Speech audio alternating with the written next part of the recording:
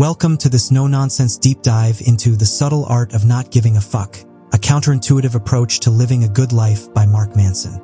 If you're tired of fluffy self-help books promising eternal happiness through positive thinking alone, this is your wake-up call. Mark Manson, a blogger turned author who's lived in over 60 countries and built a massive online following, delivers a raw, hilarious, and brutally honest guide to living better by caring less about the wrong things. Manson's core message? Life is limited, so stop wasting energy on everything. Instead, choose what truly matters and embrace the discomfort that comes with it. Drawing from philosophy, psychology, and his own screw-ups like failed relationships and business ventures, he shows how our obsession with success and positivity often makes us miserable. The book flips the script on traditional self-help. It's not about getting more. It's about giving fewer fucks. We'll break it down chapter by chapter, keeping it simple, appealing, and packed with the book's key stories, insights, and lessons. I'll highlight the main points without skipping the good stuff, weaving in Manson's witty examples to keep it engaging. This isn't just a summary, it's a guide to applying these ideas, so you can start living a more authentic life. Expect laughs, aha moments, and some tough love. Chapter 1. Don't Try. We kick off with Chapter 1, where Manson sets the tone with the story of Charles Bukowski, the alcoholic poet who spent decades failing spectacularly. Bukowski didn't chase fame, he just wrote raw, honest stuff about his messed up life. His tombstone reads, "Don't try," which Manson uses to argue that our culture's obsession with success is backwards. The key to a good life isn't constant striving or positive thinking. It's accepting that life sucks sometimes and choosing what to care about wisely. Manson introduces the feedback loop from hell. We feel bad, then feel bad about feeling bad, creating endless anxiety. He says the desire for positive experiences is negative, while accepting negatives is positive. For example, if you want to be rich, you're admitting you're not satisfied now. The solution? Give fewer fucks. Not zero, that's sociopathy, but select ones. He shares his own story. As a teen, his friend Josh died cliff jumping, teaching Manson life is fragile. This led him to travel and blog, realizing happiness comes from solving problems, not avoiding them. Main point: stop trying so hard to be happy or successful. Embrace reality, pick your struggles, and the rest falls into place. Think about it. What if you stopped caring about being the best and focused on being better at what matters to you?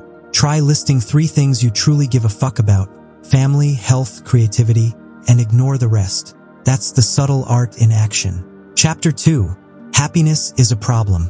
In Chapter 2, Manson draws from Buddhism to say life is suffering. It's full of problems, and happiness comes from solving them, not eliminating them.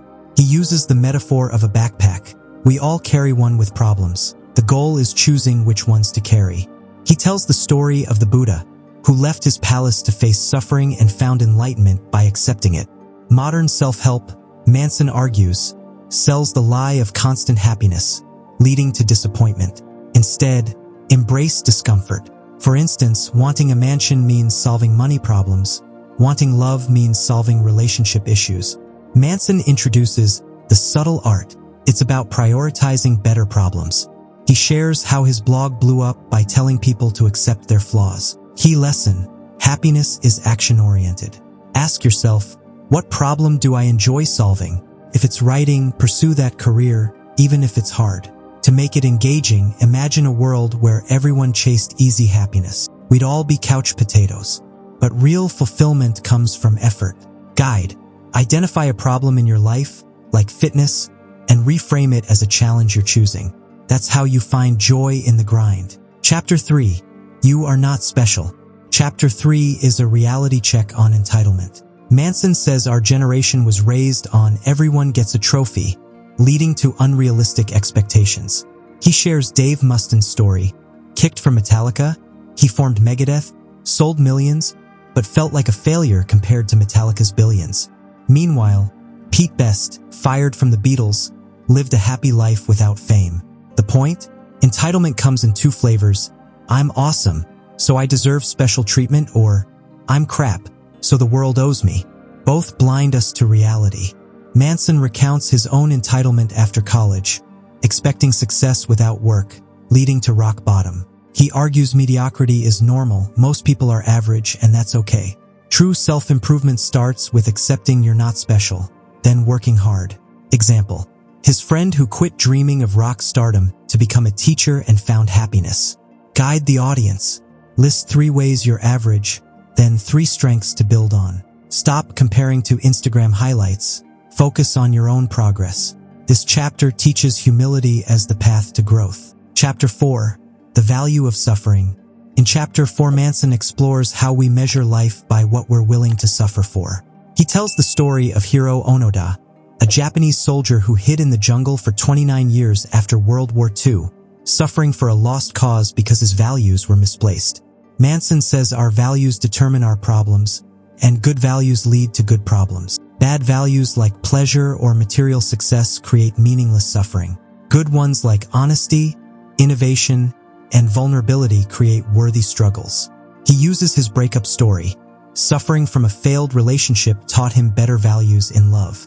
The self-awareness onion layers: surface emotions, then values, then metrics for success. Peel it to find what really matters. Example: wanting money might stem from valuing security.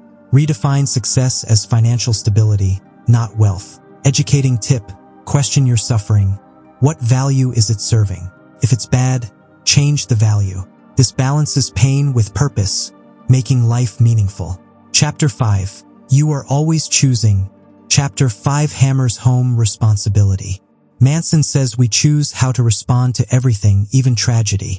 He shares William James's story. Crippled and depressed, James chose to take responsibility, becoming a psychology pioneer. Manson recounts his teenage panic attacks after Josh's death, choosing to see it as a call to live fully. He criticizes victim mentality, saying it empowers external forces. Even if not your fault, it's your responsibility to fix. Key choice is constant. In relationships, choose to communicate or suffer silently. At work, choose effort or regret. Guide: when bad things happen, ask, what can I choose now? This empowers you, turning victims into victors.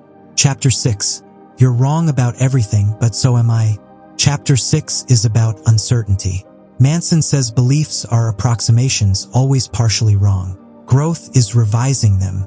He uses the story of a man who thought his wife cheated, only to learn the child was his. His certainty ruined his life. Manson shares how his advice blog evolved as he realized his own wrongness. He warns against certainty, which breeds extremism. Instead, embrace doubt. The backwards law: pursuing positives creates negatives. Acceptance brings positives. Educate. Question your beliefs daily. What if I'm wrong? This fosters humility and learning, making you adaptable. Chapter 7. Failure is the way forward. Chapter 7 celebrates screw-ups. Manson tells of his failed music career, leading to blogging success. Failure motivates change. He introduces the do something principle. Action breeds motivation, not vice versa. Start small, build momentum. Story of a woman who failed at jobs but found passion in writing through persistence. Main point: pain is instructive. Avoid it and you stagnate. Guide: next failure. Ask, what did I learn? Turn it into fuel. Chapter 8. The importance of saying no. Chapter 8 stresses boundaries. Manson says strong values require rejecting alternatives. He shares his open relationship experiment, failing because of poor boundaries. Story of Kurt Cobain, who hated fame but couldn't say no, leading to tragedy. Contrast with the Beatles, who said no to tours for creativity. Key: honesty and rejection build trust. Guide: define non-negotiables, practice saying no. This protects what you care about. Chapter 9. And then you die. Finally, Chapter 9 confronts mortality. Manson tells of his friend Josh again, and how death gives life meaning.